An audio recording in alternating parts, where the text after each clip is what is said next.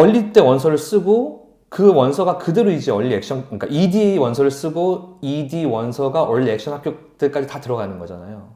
근데 이제 학생 하나가 ED 결과를 바라보고 나서 이제 그제서야 조금 마음에 여유가 생겼던지 아니면 다시 좀 돌아보고 싶다라는 마음이 들었는지 원서를 다시 한번 되돌아보고 싶다.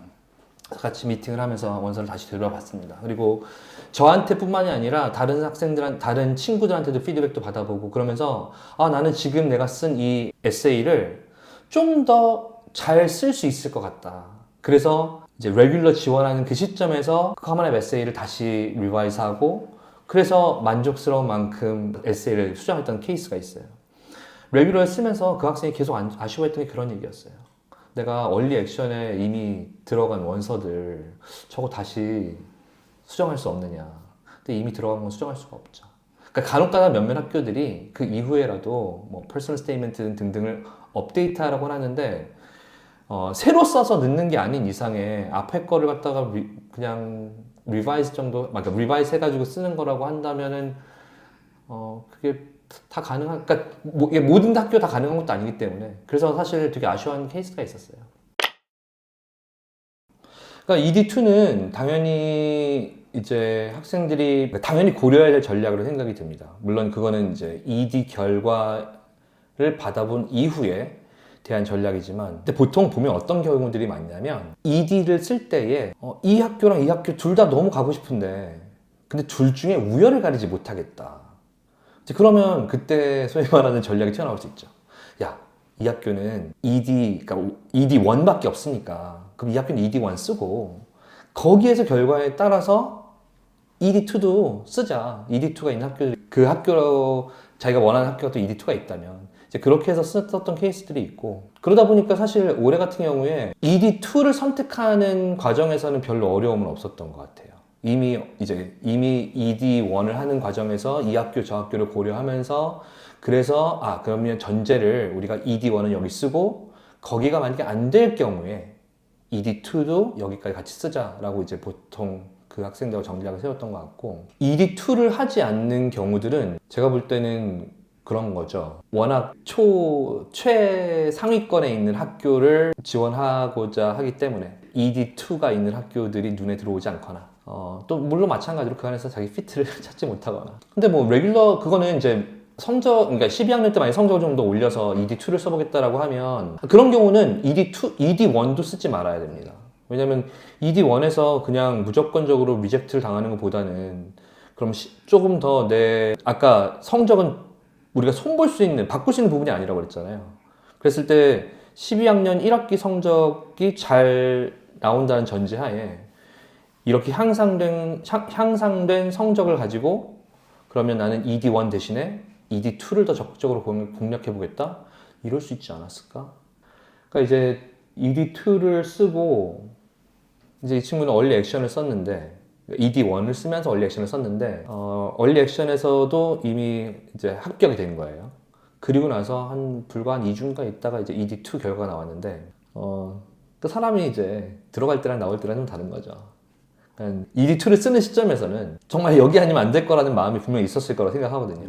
근데 이제 다른 결과가 같이 있다 보니까 그 ED2마저 됐을 때, 이 학교보다는 난 얼리 액션에서 가고 싶은 학교를 가고 싶다라고 했던 것 같아요. 근데 이제 그거는, 그러니까 올해 같은 경우, 저는 이제 이런 케이스가 올해 처음입니다.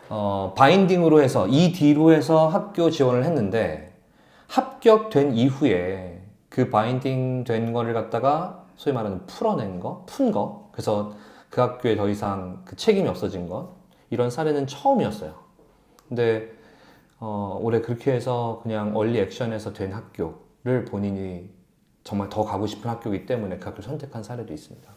근데 이제 요거는 약간 여담으로 말씀을 드려보자면 사실 이거는 학생이 개인적으로 결정할 수 있는 부분이 아니라 학교에서 카운슬러랑 상의를 해봐야 됩니다. 왜냐면 보통 저희가 ED 어그리먼트를 쓸 때 학생도 쓰고 부모님도 쓰고 학교 카운슬러도 쓰거든요. 그래서 그 학생 같은 경우도 카운슬러한테 말씀드렸니? 라고 했더니 카운슬러가 직접 대학을 한번 그러니까 대학한테 연락을 한번 해보라고 했다고 하더라고요. 근데 그거는 뭐 제 영역은 아닌 것 같아요. 찬스가 있을 것이냐 없을 것이냐 그런 부분에서 그러니까 왜냐면 자칫 잘못하면 이건 제 뇌피셜이지만 자칫 잘못하면 괘씸죄에 걸리지 않겠습니까? 분명히 원서에다가는 진짜 오고 싶은 것처럼 썼는데 맨 마지막 어느 시점에서 갑자기 나 그냥 ED2로 안 하고 레귤러로 할게요 라고 했을 때 학교 입장에서는 그래? 좀 괘씸한데? 그래서 오히려 더 밉보이는 경우도 있지 않을까라는 생각도 들기도 하고. 근데 이제 이거는 저는 그런 것 같아요. 선택이고 이것도. 그리고 상황에 따라서 해야 된다. 제가 어떤 이제 사례를 생각하시면서 이 질문을 하셨는지 제가 알겠는데 이럴 수 있잖아요. 그 가성비. 내가 이제 학교 선택지가 여러 군데가 생겼을 때에 과연 어느 학교를 선택하는 것이 더 가성비가 높으냐를 고민할 수 있거든요. 그래서 그거는 바람직하진 않지만, 그러니까 ED2를 했을 때 그러니까 ED2를 결정을 해서 지원을 했는데, 그걸 갖다가 마지막 순간에 난 ED2 안 할래. 그래서 학교에 연락을 해서 뭐 레귤러를 바꾼다라든가 하는 게 바람직하다고는 할 수 없는데, 아까 왜 제가 그 사례도 말씀드렸잖아요. ED1 쓰고 나서 막상 뭐 인터뷰하고 났더니, 나 이 학교 가기 싫은데? 라고 했던 케이스가 있는 것처럼, 그건 좀 학생이나 그 가족의 선택에 좀 맡겨두는 게 맞지 않을까. 물론 저나 원장님이나 저희는 선의로 조언을 해야 된다고 생각합니다. 그래서 그렇게 했을 때에 그 입학, accepted 될 가능성이 떨어질 수 있다는 건 분명히 고지를 해야 될 것 같고요. 만약에 제가 너는 레귤러로 해도 그 학교 될 것 같아 라고 이야기를 할 수 있다면, 아니면 제가 제 성향상 그런 얘기를 한다면 저는 도박을 하는 걸 겁니다. 그 되면 대박, 안 되면 그냥 죄송한 상황이 되는 거죠. 그러니까 사실 이제 저희가 왜 이맘때 이 영상 고민을 하면서 레귤러 결과가 다 나오고 나면 그런 것들과 같이 다 해서 이제 학생들의 소위 말하는 케이스 스터디도 한번 해보고 하면 좋겠다 말씀을 드렸던 것 같은데, 사실 저는 뭐 모든 게 한 가지 그러니까 어떤 원서가 정말 뭐 한 가지 방향성으로만 작성이 돼야 된다.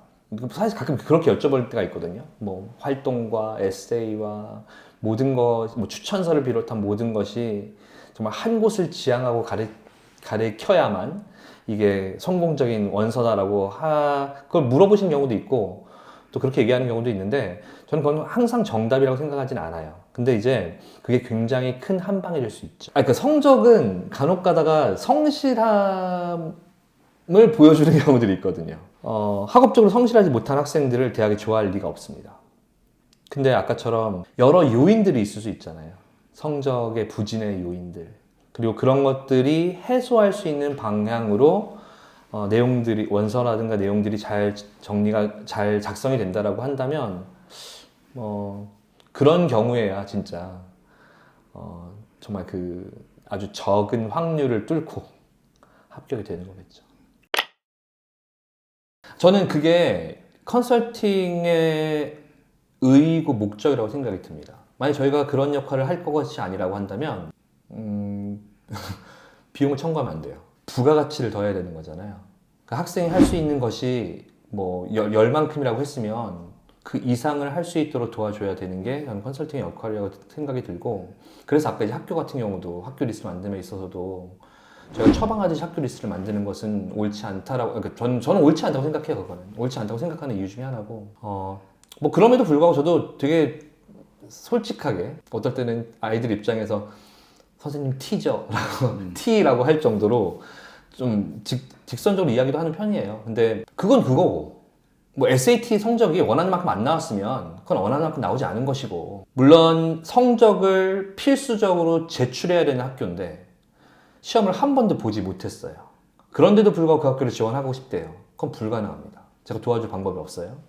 근데 성적을, 그러니까 테스트 옵셔널로 넣지 않아도 된다라고 했을 때에는 그 고민 같이 해줄 수 있죠. 지금 이 점수로는 유리하지 않을 테니까 넣지 말자. 대신에 그러면 나머지 부분에서 어떻게 하면 조금 더 그들한테 그들 입장에서 더 캔디데이트를 고려할 수 있을지를 고민해서 원서를 향상시켜보자 라고 할 수 있죠. 그러니까 저는 그 부분이 컨설팅 해줘야 될 부분 아닌가? 라는 생각이 듭니다.